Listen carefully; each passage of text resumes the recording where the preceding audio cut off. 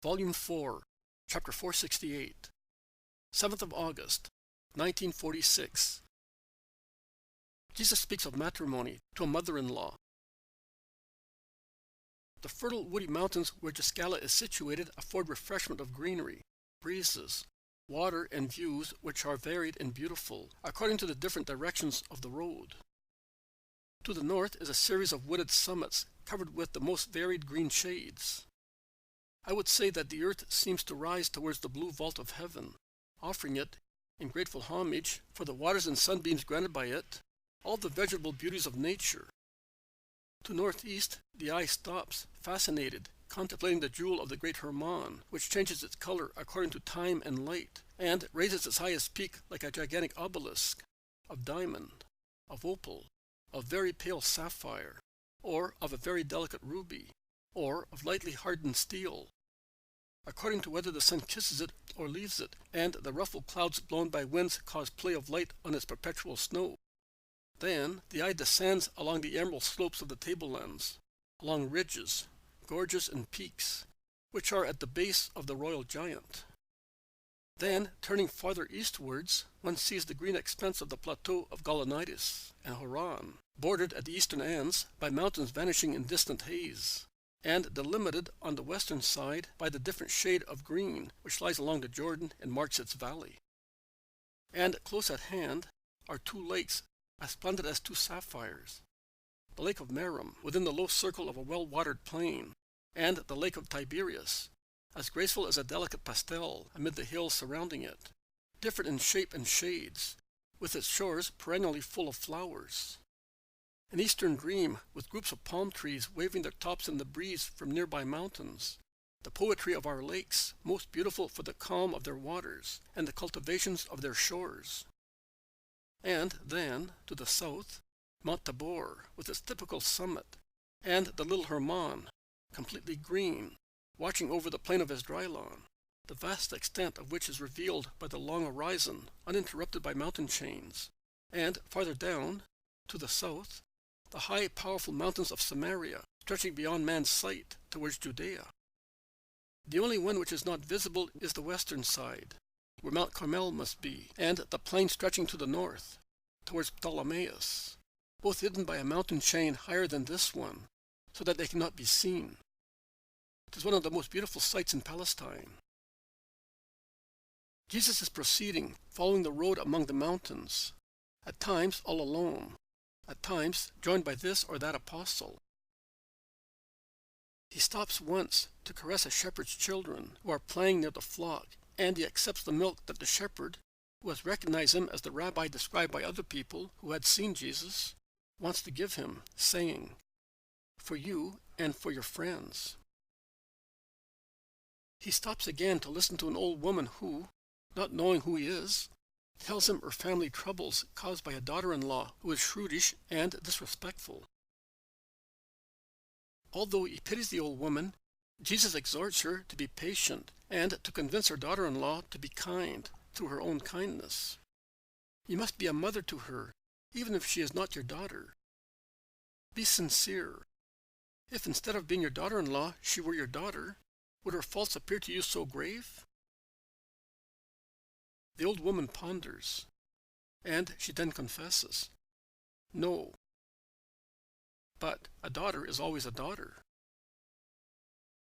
And if one of your daughters should tell you that in the house of her husband her mother-in-law ill-treated her, what would you say?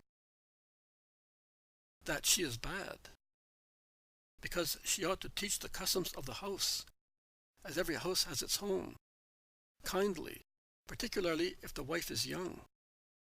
I would say that she should remember when she was a newly-wed bride herself, and how pleased she was to be loved by her mother-in-law, if she had been lucky to have a good one, and how she had suffered, if she had had a bad one, and that she should not make her daughter-in-law suffer what she had not suffered, or not make her suffer because she knows what it is to suffer.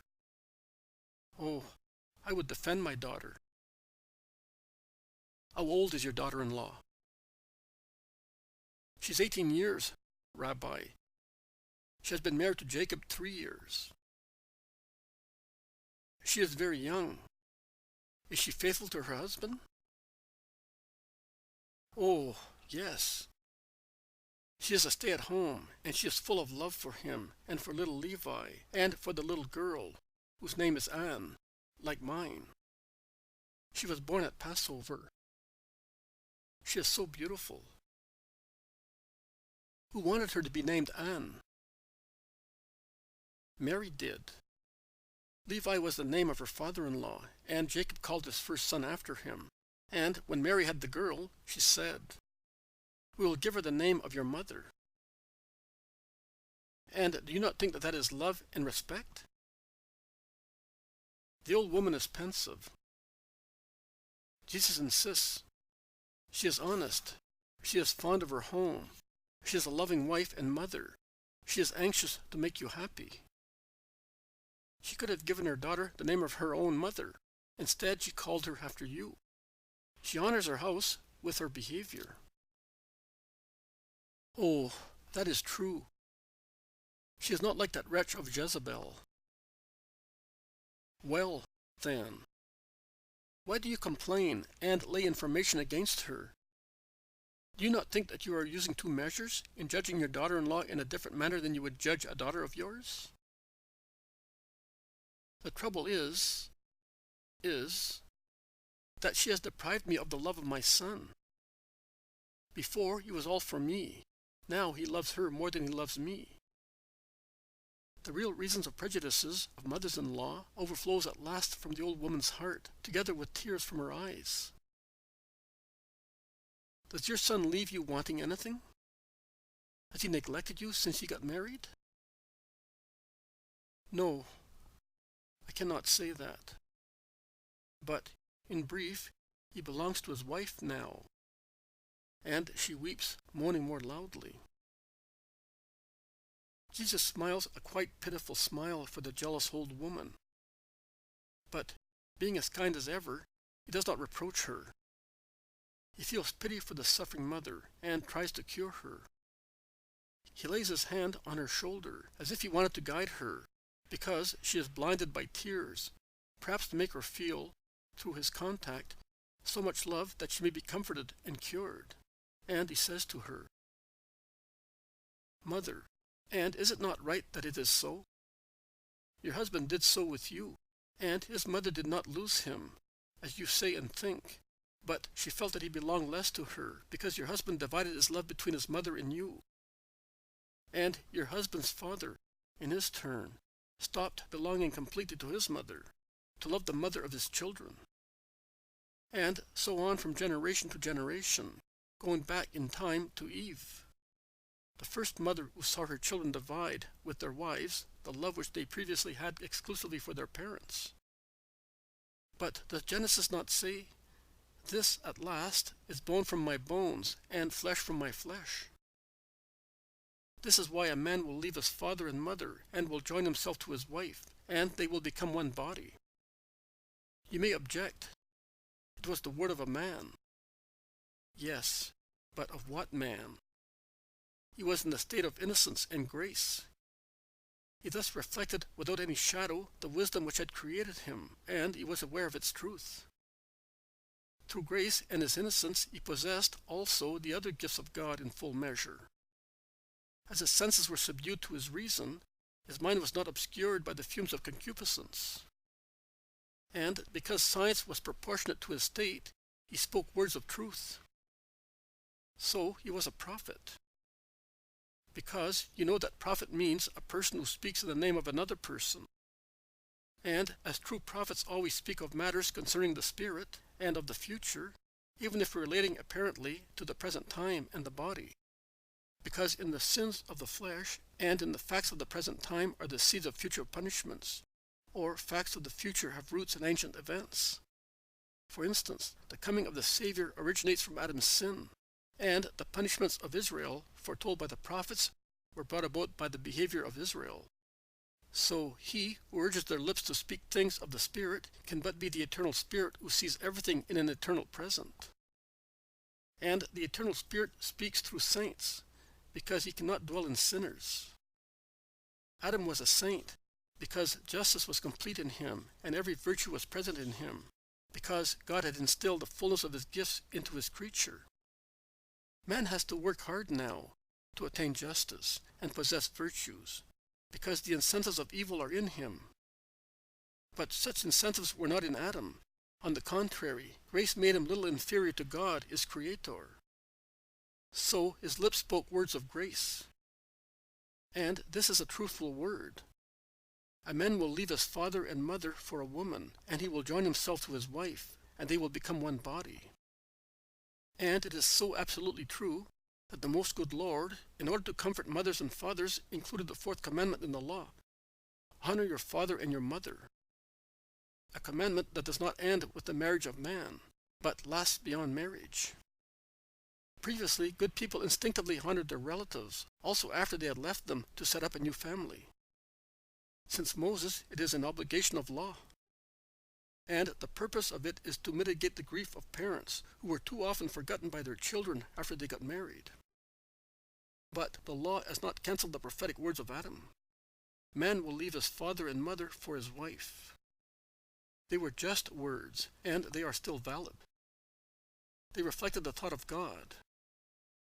And the thought of God is immutable because it is perfect. So, mother, you must accept, without selfishness, the love of your son for his wife. And you will be holy as well. On the other hand, every sacrifice is compensated on the earth. Is it not pleasant for you to kiss your grandchildren, the children of your son? And will the evening of your life not be peaceful, and your last sleep placid, with the delicate love of a daughter near you, to take the place of those daughters who are no longer in your house? How do you know that my daughters, who are all older than my son, are married and live far away? Are you a prophet, too? You are a rabbi. I can tell by the tassels of your mantle, and even if you did not have them, your word reveals it. Because you speak like a great doctor. Are you perhaps a friend of Gamaliel? He was here just the day before yesterday.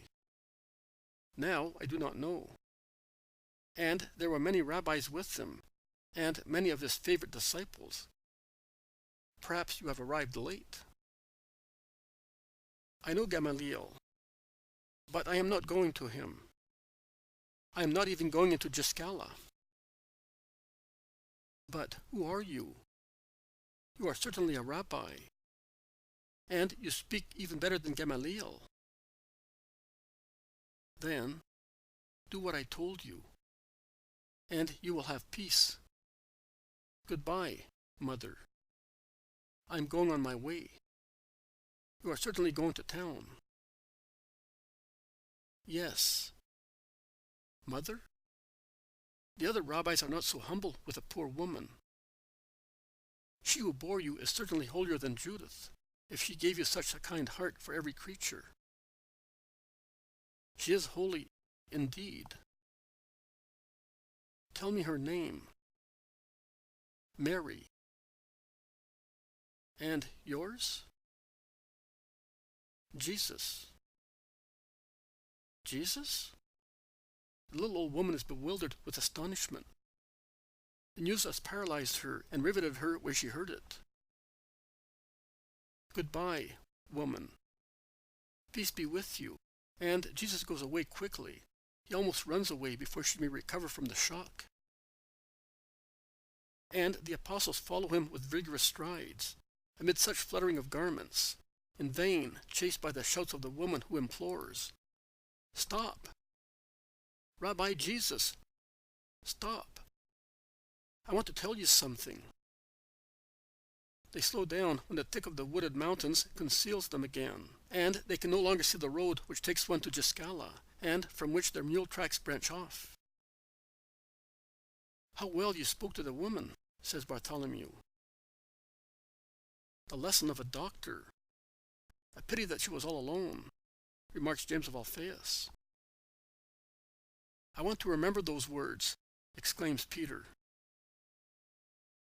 "The woman understood, or almost, after your name. Now she will talk of you in town," says Thomas. "Provided she does not tease the wasps hurling them after us," murmurs Judas of Kerioth. "Oh, we are far away now." and one does not leave traces in these woods. So we will not be troubled, says Andrew optimistically. Even if we were, I restored peace in the family, Jesus replies to everybody. How peculiar they are. Mothers-in-law are all alike, says Peter. No, we have met some good ones. Do you remember the mother-in-law of Jerusa of Doko? And the mother-in-law of Dorcas from Caesarea Philippi? Of course, James. There are some good ones, agrees Peter, but he certainly thinks that his mother-in-law is a torture. Let us stop and eat. Then we will have a rest, so that we may arrive at the village in the valley before night, orders Jesus. And they stop in a green dell, like the inside of a huge emerald green shell, encrusted in the mountain and open to receive pilgrims in its peace. Light is mild, despite the time of the day, as tall, mighty trees form a rustling vault over the meadow. And the temperature is mild, because of the breeze blowing from the mountains. A little spring pours a silvery stream between two dark rocks and murmurs in a low voice, disappearing among the thick herbs, in a tiny bed which it has dug, about a palm wide, and all covered with the stalks growing on the banks, and waving in the light breeze. It then descends in a tiny waterfall on a rock below. The horizon, as seen between two large tree trunks, looks hazy and distant towards the mountains of Lebanon, and is wonderful.